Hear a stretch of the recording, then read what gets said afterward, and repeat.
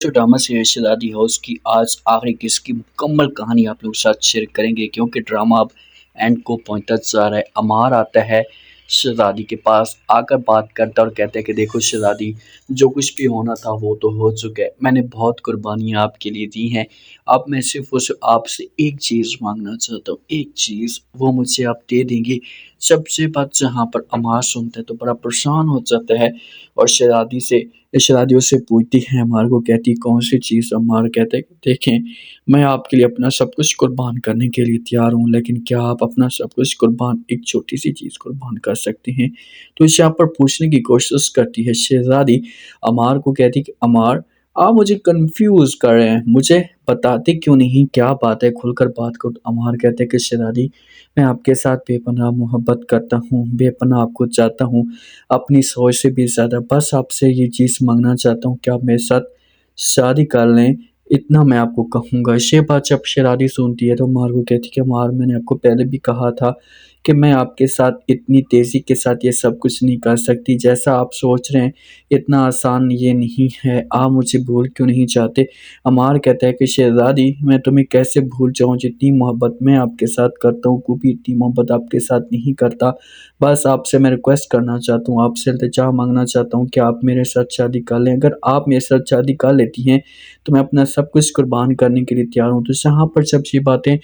فوراً سنتی ہے شہزادی تو مار کو کہتی کہ اچھا کہ مجھے تھوڑا سا وقت دے دیں، اس کے بعد جو بات ہوگی وہ دیکھی جائے گی، اس وقت میں آپ کو کوئی بھی جواب نہیں دے سکتی۔ تو یہاں پر مار کہتے ہیں کہ کوئی مسئلہ نہیں ہے، مجھے اس بات کی ٹینشن نہیں ہے، میں آپ کے ساتھ کسی قسم کی کوئی بھی بحث نہیں کرنا چاہتا، کوئی بات نہیں کرنا چاہتا، وقت لینا چاہتی ہیں نا، وقت لے لیں، ٹائم لے لیں، لیکن پلیز مجھے انکار مت کیجیے گا، کیونکہ مجھے انکار تو بالکل بھی پسند نہیں ہے، اور اگر آپ نے مجھے انکار کیا تو میں ٹوٹ جاؤں گا، بکھر جاؤں گا۔ دوسری طرف آپ لوگ یہ بھی دیکھیں گے کہ انصار آتا ہے ہیرا کے پاس، آ کر بات کرتا ہے، سمجھانے کی کوشش کرتا اور کہتا ہے کہ دیکھو ہیرا، جو کچھ بھی ہونا تھا وہ تو ہو چکا ہے، لیکن اب تمہارے پاس وقت ہے، میری بات مانو تو تم چاہے وہ اب شہزادی سے جاؤ، جا کر معافی مانگو، اور ایک ہی کام کر سکتی ہو، تم ان دونوں کو آپس میں ملوا دو۔ ہیرا جب یہ بات سنتی تو فوراً جواب دیتی ہے امار کو، اور کہتی ہے انصار کو، اسے کہتی ہے کہ دیکھیں مجھے اس بات کا احساس تو ہو چکا ہے کہ میں نے غلط کیا ہے،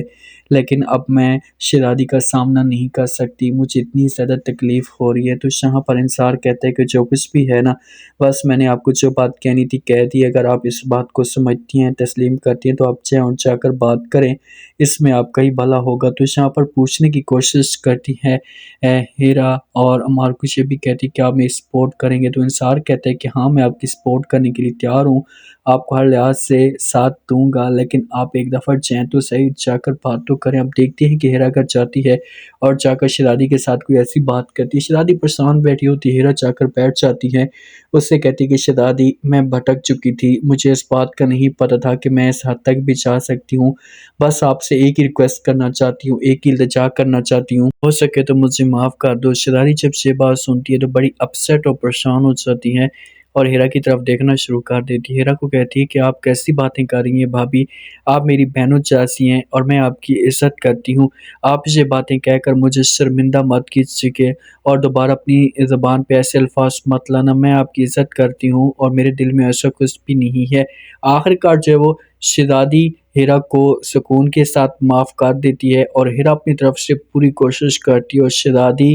اور امار کی جو ہے وہ آپس میں شادی ہو جاتی ہے، اور سلا کو بھی اس بات کا احساس ہو جاتا ہے، اور سارے کے سارے خوشی کے ساتھ جو ہے وہ رہنا شروع کر دیتے ہیں۔